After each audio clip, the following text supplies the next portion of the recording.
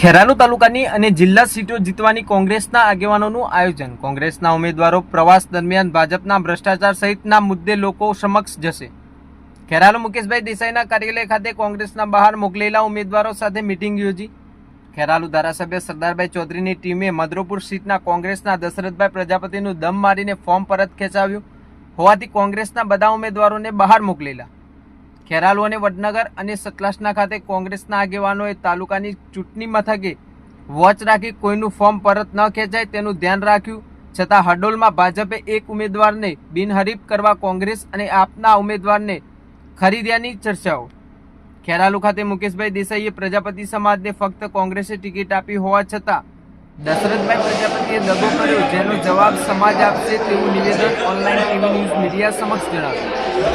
વધુ સમાચાર અને અપડેટ્સ માટે જોતા રહો online TV news. Reporter Farooq Memon, Kheralu. શું કહેશો મુકેશભાઈ, આ વખતે કોંગ્રેસ તાલુકા અને જિલ્લા પંચાયતમાં કેવી રણનીતિથી મેદાનમાં?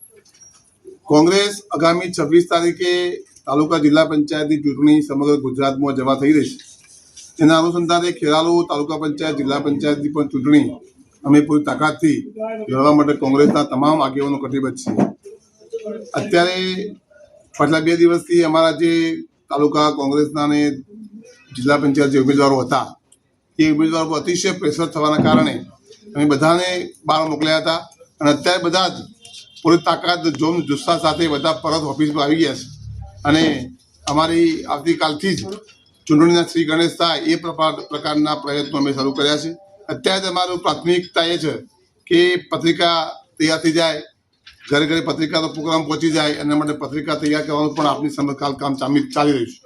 સાથે સાથે જે મધરોપુર સીટની અંદર જે ફોર્મ અમારા એક ઉમેદવાર દશરથભાઈ હતા પ્રજાપતિ, એમને જે પ્રમાણે ફોર્મ પાછું ખેંચવાનું અને મારા જોડે લડવી નથી એ પ્રમાણે જે લખીને આપ્યું માનનીય ચૂંટણી અધિકારીને, એ દશરથભાઈએ જે પ્રમાણે તાલુકા કોંગ્રેસ સાથે દ્રોહ કર્યો છે, પાર્ટી સાથે દ્રોહ કર્યો છે અને સમગ્ર પ્રજાપતિ સમાજ સાથે પણ દ્રોહ કર્યો છે।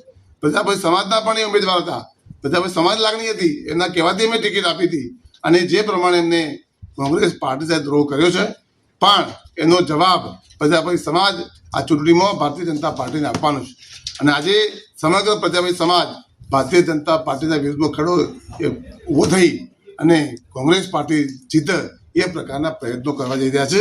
એમને એમ લાગ્યું છે પ્રજાપતિ સમાજને કે આજે અમારી પાર્ટીએ ટિકિટ આપી હતી કોંગ્રેસ પાર્ટીએ પ્રજાપતિ સમાજને અને જે ધાક ધમકીથી પ્રેશર કરીને જે પ્રમાણે ફોર્મ ખેંચવાનો પ્રયત્ન કર્યો છે એનો અમે જવાબ આગામી 26 તારીખે ચૂંટણી જવા થઈ રહી છે આપીશું।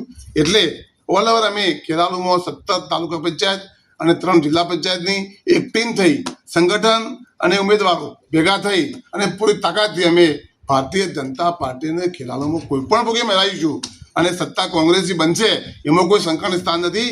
આ વખતે મતદારોનો ખૂબ આક્રોશ છે, એમાં ખાસ કરીને ખેડૂતો પોષણ ભાવ મળ્યા નથી, એવી રીતે બીજા મહિલાઓના પ્રશ્ન છે, યુવા બેકારોના પ્રશ્ન છે, એવા અનેક પ્રકારના વિસ્તારના રોડ રસ્તાનો પ્રશ્ન, આ બધા પ્રશ્નો લઈ અને અમે લોકો સમક્ષ જવાના છીએ અને આ વખતે આ વિસ્તારના લોકો નિર્ધાર કર્યો છે પરિવર્તન એ જ વિકલ્પ એ નારા સાથે અમે આખા તાલુકાનો પ્રવાસ કરીશું। સાથે સાથે સતલાસના અને વડનગર તાલુકાનો પણ પ્રવાસ કાર્યક્રમ કરી અને આ ત્રણેય તાલુકામાં કોંગ્રેસ પાર્ટી સત્તા બનશે એ પ્રમાણે પ્રયત્નો રહેશે અને લોકોએ મન બનાવ્યું છે કે પરિવર્તન કરવું છે।